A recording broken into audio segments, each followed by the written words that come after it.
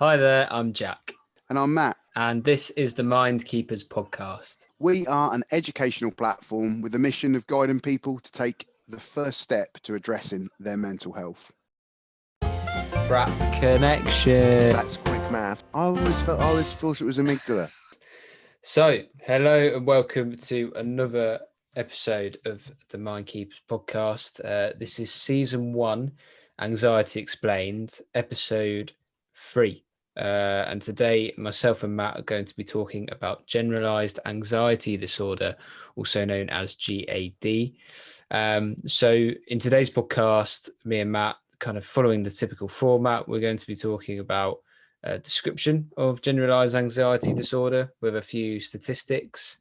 We're also going to be touching on the symptoms of GAD, also the causes as well, as there are a number of different causes that can be attributed to Generalised Anxiety Disorder, before rounding off the discussion with some of the treatment options as well. But before we get on to any of that, some important business is to be had. Matt, what is your number, my friend?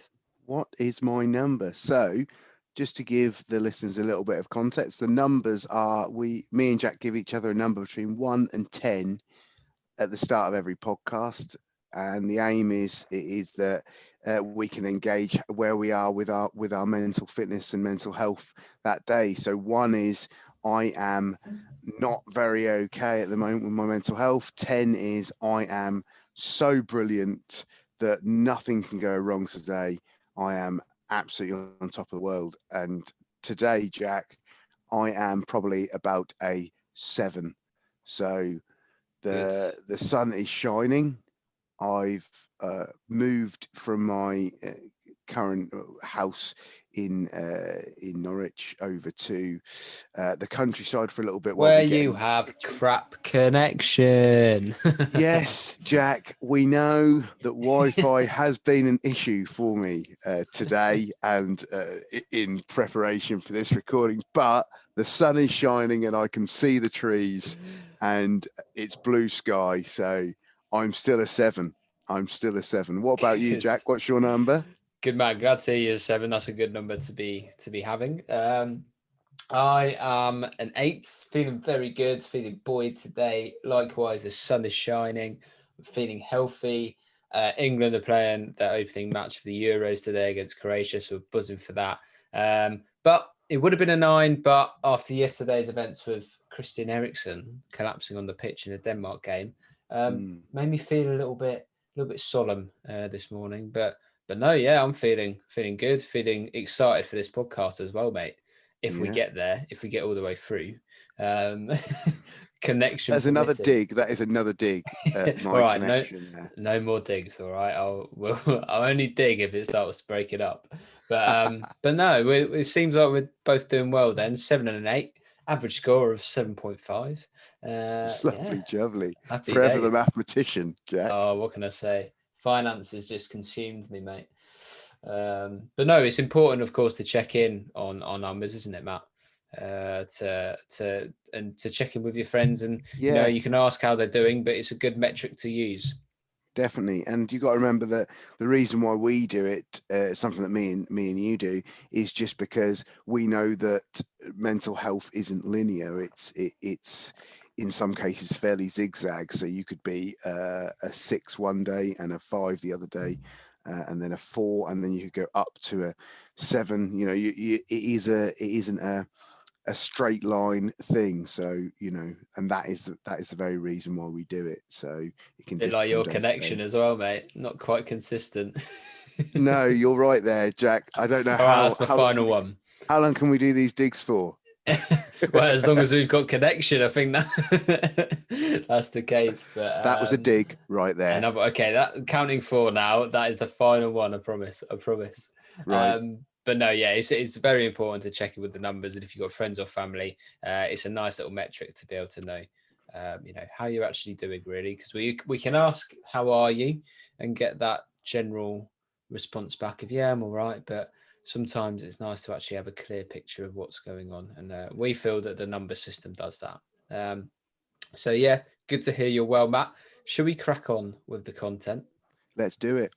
Brilliant. So We're going to start off with a description of generalized anxiety disorder.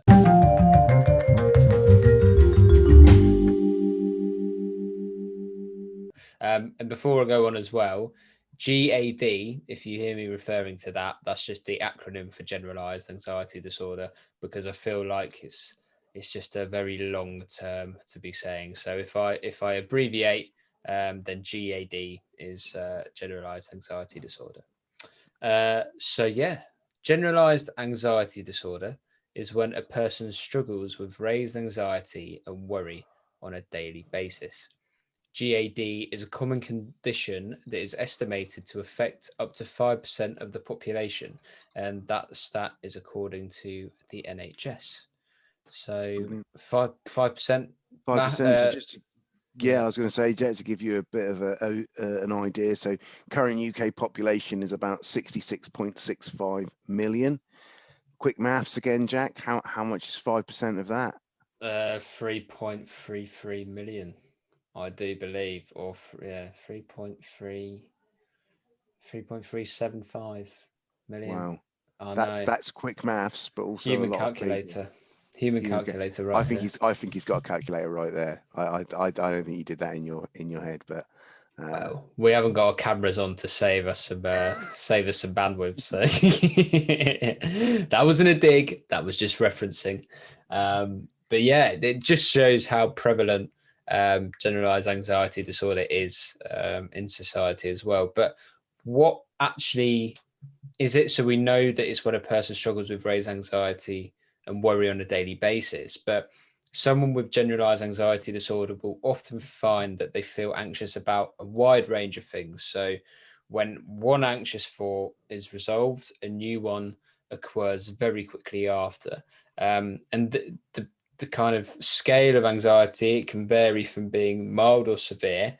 But staggeringly, someone with GAD will most likely not be able to remember the last time they were able to relax. So, Matt, if we maybe look back on our previous podcast when we're talking about anxiety in general, we know that anxiety can be associated with that kind of situational nervousness or anxiety that we feel that's caused by kind of daily situations. But when we look at generalized anxiety disorder, the main thing we can distinguish from this disorder to other types of anxiety is that it is constant, and it can be, like we say, very difficult to relax if you have GAD as well. yeah, which is, it's quite staggering to think that is the case. So I think about the last time I relaxed, and it was yesterday. It was actually this morning when I woke up. I had a cup of tea and I had some breakfast in bed, and I was quite relaxed. And so when you look back on how much you relax, it's quite staggering to think that someone who has got generalized anxiety disorder can't remember the last time they did that. And it must be quite a horrible thing to experience. I think also we've talked about, and we touched on this before, about the difference between anxiety and anxiety disorders, like you've just said there, which is, from time to time we do get anxious in daily situations. You might feel it on events, things like interviews, first dates, but it's just that fact that through generalized anxiety disorder, it's more constant, and actually I can imagine is quite debilitating. I think that's really that stands out to me. Exactly, and it's interesting you say about how you were able to relax this morning in bed, breakfast in bed. You're lucky boy, being treated well. But I'll give an example. So maybe, like, I'm feeling situational anxiety this morning because I'm nervous about England playing Croatia. Now, I get like that before all football games, but maybe someone who's suffering with generalized anxiety disorder wouldn't be able to, enjoy their breakfast in bed in the morning because they were quite anxious about their choice of food that they might have been having. So whether they were having a croissant or maybe a healthier option like a piece of fruit, maybe they were feeling anxious. It's a Sunday today, and they had, anxiety about the working week up ahead. So it's lots of different things that can make someone feel anxious, and it's essentially constant and debilitating as well. And that's really, when you say there about not knowing what you you want for breakfast. Being in a situation where you're so anxious that you can't decide whether you want cereal or a croissant or and that can feel overwhelming in itself. That's not what we would think is a simple decision that you would make in the morning. For someone who's suffering from generalized anxiety, that's not simple, and it starts as soon as they get up, pretty much to the moment they go to bed. So it's certainly a condition that is something that isn't nice to experience. Yeah, exactly. And as we know as well, it can kind of manifest itself and last for a prolonged period of time as well, and hence that feeling of not being able to remember when the last time was that you relaxed, because for such a long period of time you may have been suffering with generalized anxiety disorder. So yeah, I'd say that's a brief overview of generalized anxiety disorder. Just to recap, it's different to kind of anxiety and situational anxiety in a sense that it's more constant, it's debilitating, and when one anxious thought is resolved, a new one can occur very quickly after. So that's a little description of generalized anxiety disorder. Matt, perhaps if we move on now to the symptoms of generalized anxiety disorder.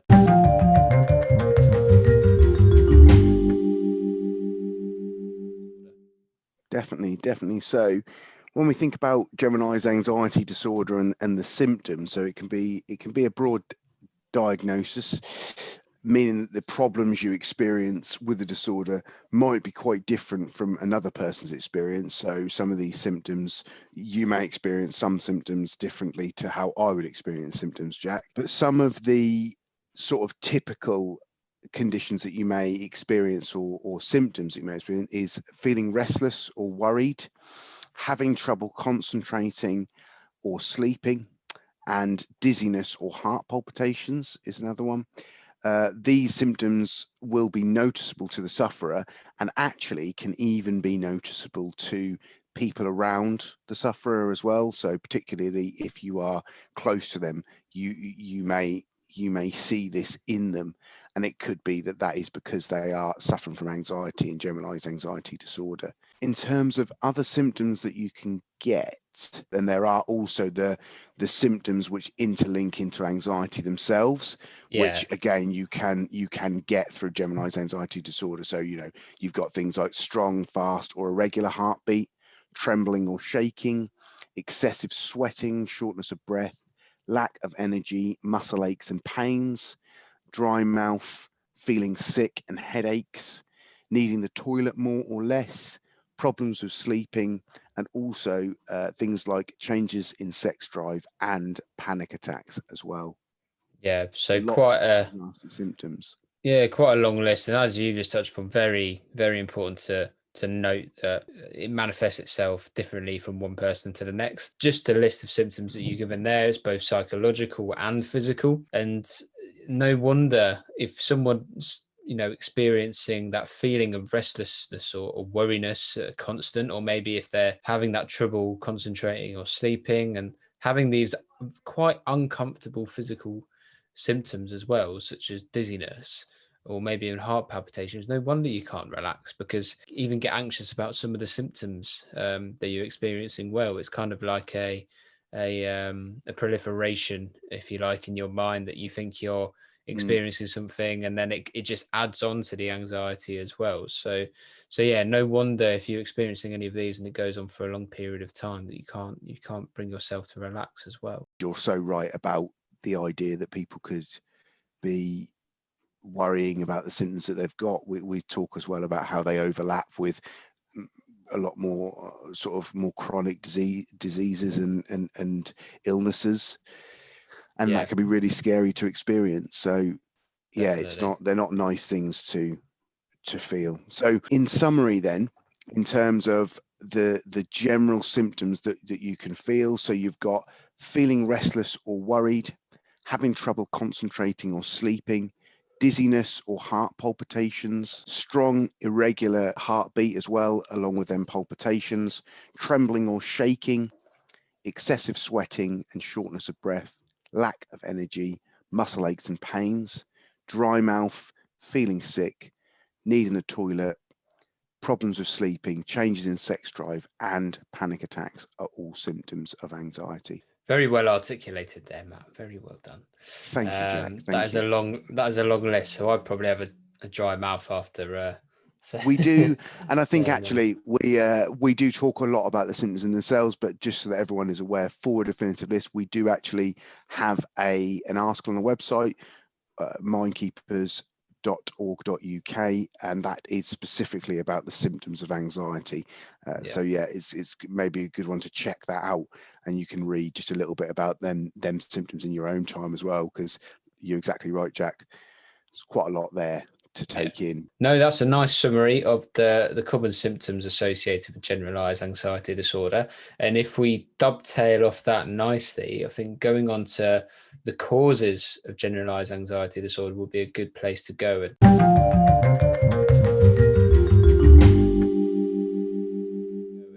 In particular, I find this really interesting because there are a number of different factors. Yeah, there are a number of different factors that can contribute to GAD.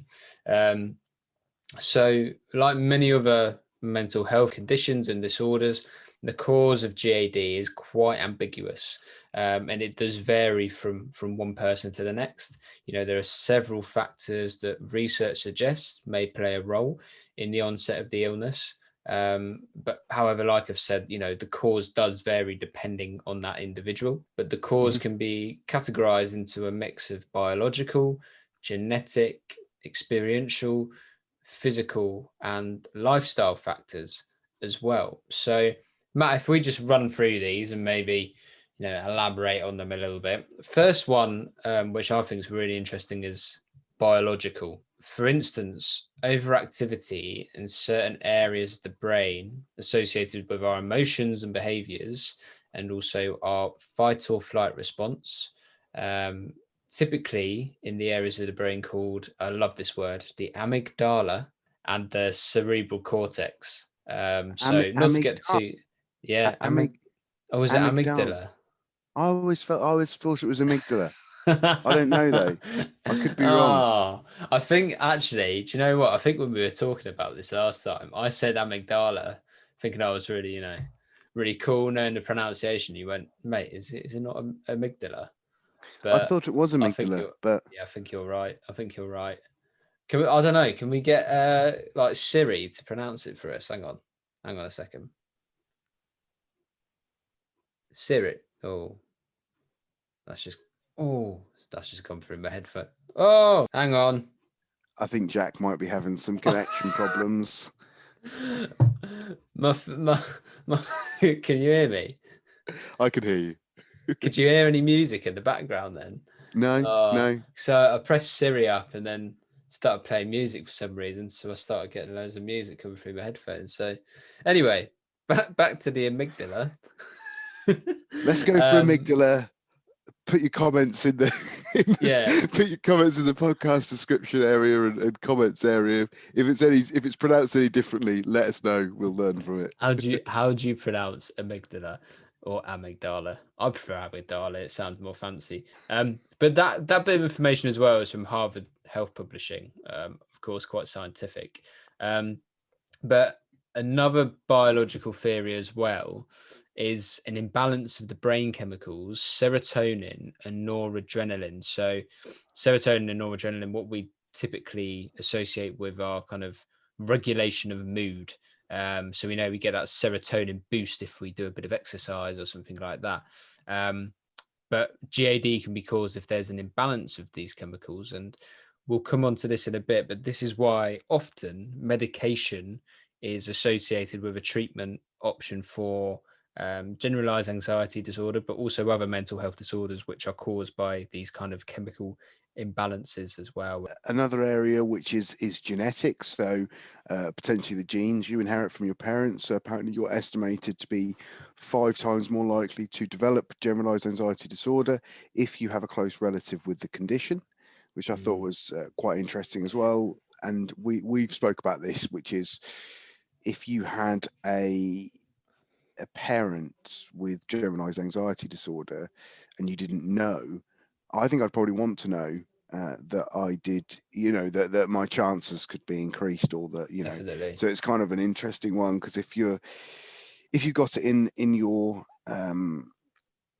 genetic makeup, or your, within your family, then you'd want to kind of know that, wouldn't you? But it's kind of it's an interesting one.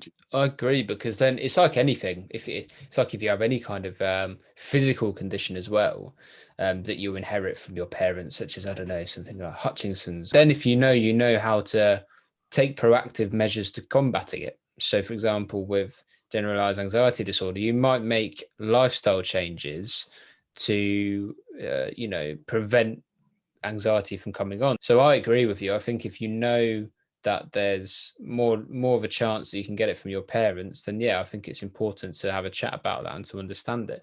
And something that's really interesting as well, I read this book, you may have heard of it. It's by a Israeli historian called Yuval Noah Harari, called Homo Sapiens.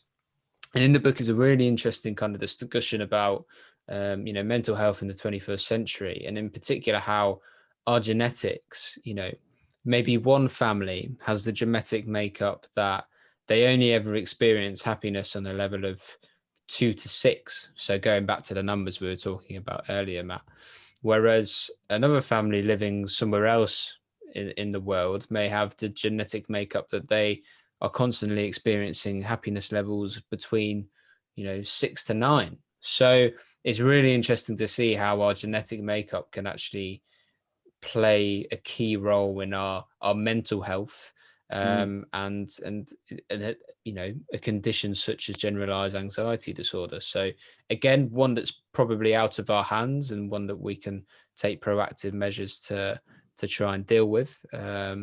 So very interesting to see that one's in there as well. Next up, we have experiential. Now, what I mean by experiential was potentially having a history of stressful or traumatic past experiences. And now examples of these could be domestic violence, maybe child abuse, or even, common one being bullying, potentially at school, or even in the workplace. An example in relation to experiential causes of generalized anxiety at the present time in the current social climate is, of course, living through a global pandemic. Now, we touched upon this in our first podcast, Matt, about how COVID-19 has proliferated the levels of anxiety within the nation, in the United Kingdom. So the effects of an experience such as COVID-19 has caused, a dramatic and in some cases traumatic change to people's everyday lives. And such a trauma can really have a detrimental effect on an individual's mental health, and could even seriously be considered as a contributing factor or cause of generalized anxiety disorder. So we know that patients who've had COVID, one of the side effects is raised levels of anxiety. But also when we think about the people who've been really hit hard by COVID-19, who were, I don't know, the the key workers who've been on the front line, who were suffering from residual anxiety, them kind of experiences can cause generalized anxiety to manifest, and to proliferate as well. So an interesting one again, that experiences can cause Agree. this. I've also got down here around the realms of physical causes. So something like having a long-term health condition. So, for example, if you have a condition such as arthritis, you can be susceptible to experiencing anxiety. I've also got lifestyle choices as well. So things like having a history of drug or alcohol misuse and dependency can also play a contributing factor into the causes of anxiety or generalized anxiety disorder. It's really interesting.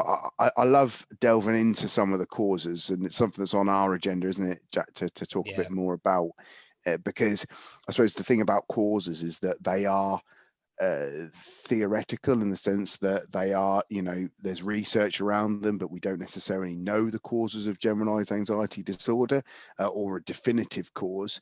And there's a lot of debate and research around the different causes.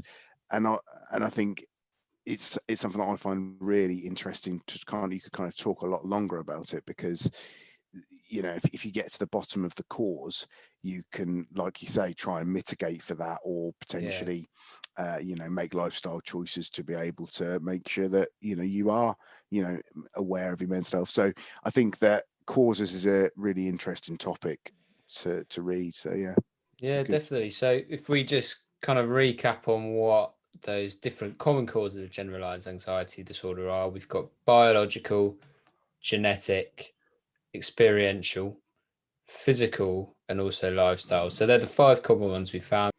So what we've covered off so far, we've got that description of generalized anxiety disorder.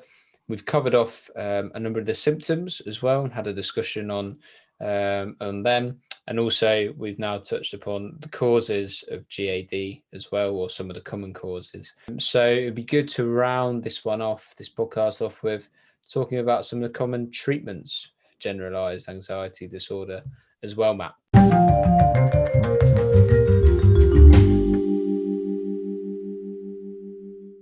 Yeah, there are a number of available treatment options, like with all disorders and mental health issues associated with anxiety, which can help ease the symptoms of GAD.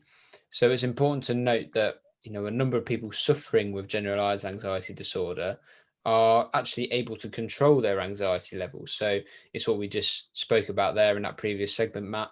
If you're able to understand what might be causing your anxiety, there are mitigations and treatment techniques that can be used to control your anxiety levels. However, it is, of course, important to caveat that some treatments may need to be continued for a long period of time to ensure that they are working and you're getting the right level of support.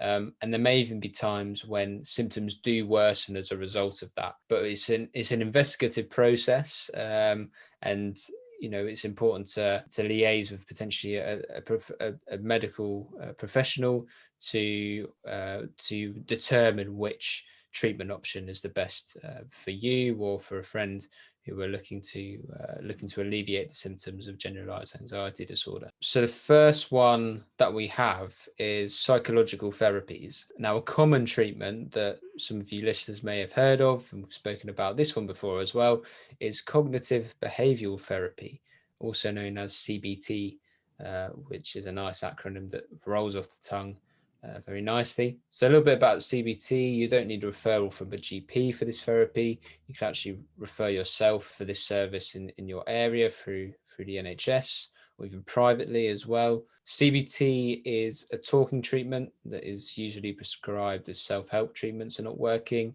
and it focuses on how your thoughts and beliefs and attitudes affect your feelings and behaviors.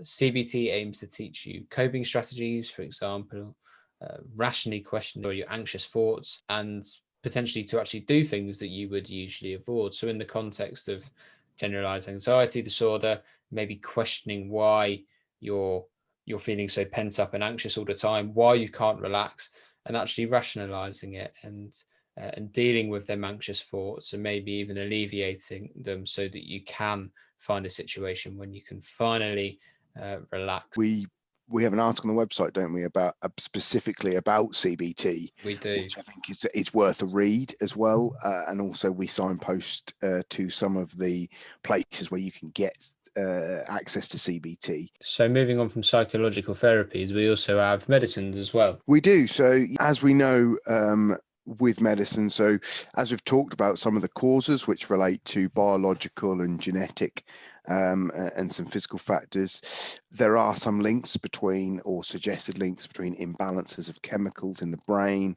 Therefore, to try and counteract this, there are medicines that you can be prescribed from your GP that could potentially help you with this. So we know things around antidepressants such as selective serotonin reuptake inhibitors, SSRIs, which is one that's out there, apparently impact the serotonin levels in the brain and can help with that, with anxiety. But we recommend that you speak with your GP about this in the first instance before making any decisions around what you would do there. And linking this back as well to the causes, as we said, it may be out of your control in terms of your biological and genetic makeup, and that's where medicine probably is a good route to take, to try and mitigate that. To balance the chemical imbalance that may be occurring, and to take that kind of action to deal with that cause in particular, generalized anxiety disorder.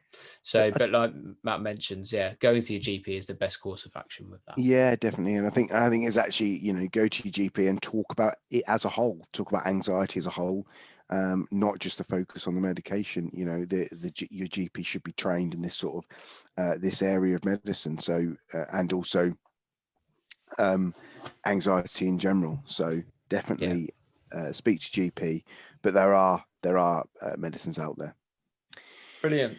And finally, we have self-help and healthy lifestyle, which, of course, very strong advocate for, because it's a kind of DIY form of dealing with some of the symptoms of generalized anxiety disorder. And I know myself that this is something that's particularly helpful for me, having balance in my life and in terms of what I consume as well, could really help to manage the symptoms of anxiety. So it's important to, of course, consider the impact of self-help techniques, and a few of the examples of these include going on a self-help course. So in relation actually to CBT, you can do self-help courses online, or even do it through a group or one-on-one with a psychological therapist. You've also got exercising regularly, something I love in particular, getting that natural serotonin and dopamine boost that you get when you exercise, but also managing things such as your weight, and also improving blood flow as well, which is really important. Stopping smoking as well. Interestingly enough, with smoking, if you do smoke, you're relying on that kind of high that it gives you, and it relaxing you. So if you cut that out and take away that kind of dependency, you can manage your anxiety levels naturally. And then also cutting down on stimulants and sedatives such as caffeine and also alcohol as well. Of course, these substances are fine in moderation, but when consumed in excess, they can, of course, exacerbate your symptoms of anxiety. I found that myself with caffeine and also alcohol as well. I get really bad anxiety nowadays if I drink too much alcohol, and I know that it's not good for me. I know that it's not good for giving me anxiety. So cutting down on that gives me the control that I need to be able to manage any kind of symptoms of anxiety that I may experience. So again, like psychological medical treatments, it would be worth having that conversation with a GP so they can advise what kind of self-help and healthy lifestyle changes you can do that within your realms of control as well. With anything such as regular exercise and cutting down on potential substances that you use, it's good to do so in a safe way, that you're not putting your physical health at risk as well. Matt, have you got any favorite kind of self-help techniques or healthy lifestyle tips that you use in particular? Yeah, I think exercise regularly is a good one. And I like to think that I like to exercise regularly, but there's no better kick that you can get for your mental health than getting up, getting out, moving about. I think it's been proven that even as little as 10 minutes of exercise can help improve your mental fitness and mental health. So definitely I'm a big fan of that. I know that there's also apps out there you can get as well. I think I don't know the one that I've got, I can't think of it offhand, but I do have things. There are also journals that you can do, which is an online journal sort of apps that you sort of track your mood from day to day as well. They can also help just in terms of monitoring your mental fitness. So yeah, I think there's definitely lots out there that you can get. And I mean, my favorite is definitely, I'm a bit like you, Jack. I love a good run, good exercise. Or when I say run, I don't run at all. Actually, I do more spinning. But you know what I mean. A good sprint of exercise helps me sort of as a bit of a self-help. But caffeine is also a really good one as well. Sort of cutting down on caffeine. I find that sometimes, when you have a few too many coffees, if you're a sort of 9 to 5 or what used to be a 9 to 5 office worker, I think that coffee plays a pivotal role into your especially working from home when you've just got so easily nipped to the kitchen to make a job. Make a quick cuppa. It's just so simple It's easy to do.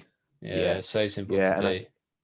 I agree with you, and you do find yourself drinking more, and I definitely do. It's I do. I drink lots in a day, way too many sometimes, and limiting that can also help as well. Yeah, one interesting one as well. We talk about the common ones in terms of sedatives and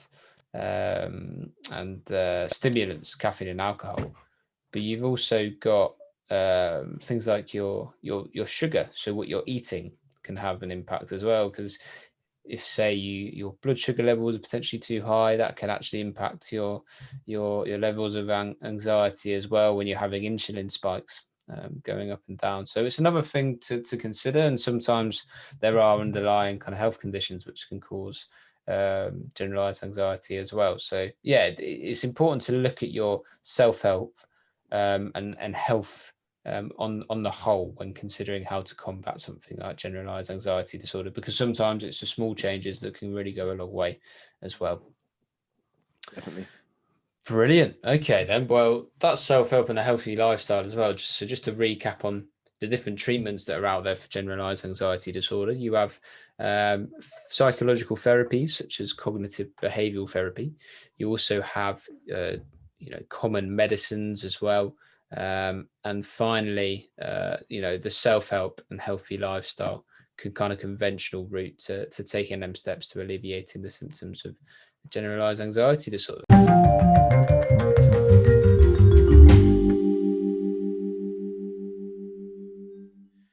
That's all of our topics covered. Just to recap all of them, we've run through our description of generalized anxiety disorder.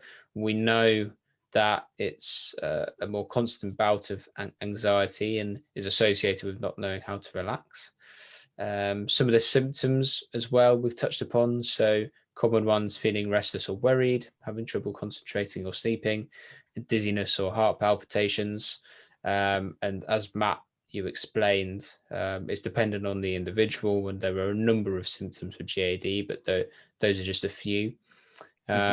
And causes as well. So we touched upon 5 in today's podcast, 5 interesting ones: the biological causes, genetic, experiential, physical, and also lifestyle causes as well. And also, as I've just mentioned, the treatments as well. So hopefully that provides a good overview of what generalized anxiety disorder is and how common it is as well. Like we said, 5% of the UK population, or 3.375, I think, quick maths, have it. So yeah, very common in the UK. And like at the end of all podcasts, we advocate that if you want to find out more about generalized anxiety disorder, or anxiety on the whole, or other mental health conditions, then please do visit our website and visit the Get Help Today page at www.mindkeepers.org.uk to find out some more. The link will be in the description as well. So yeah, that's today's podcast. Brilliant. Enjoyed that one. It's good. I did. And I think if anything though, your connection was a little bit too clear, Jack. And I felt that impacted the session somewhat because it was too good. I think that was the thing. Can it ever be too good? I'm just amazed that we managed to get through that, but not because I thought we were really going to have to call it off at one point today. I'm absolutely staggered. The sun is shining on us. That's taken my rating up from an 8 to a 9, mate. I'm ecstatic. Bloody hell. That's a lot. That's a high. You're on a high today, Jack. I'm bloody buzzing. I'm bloody buzzing. Nice one, mate. Well, thank you for that today. I enjoyed it, and go well, and we'll see all of our listeners in the next one. Brilliant. Thank you. Bye.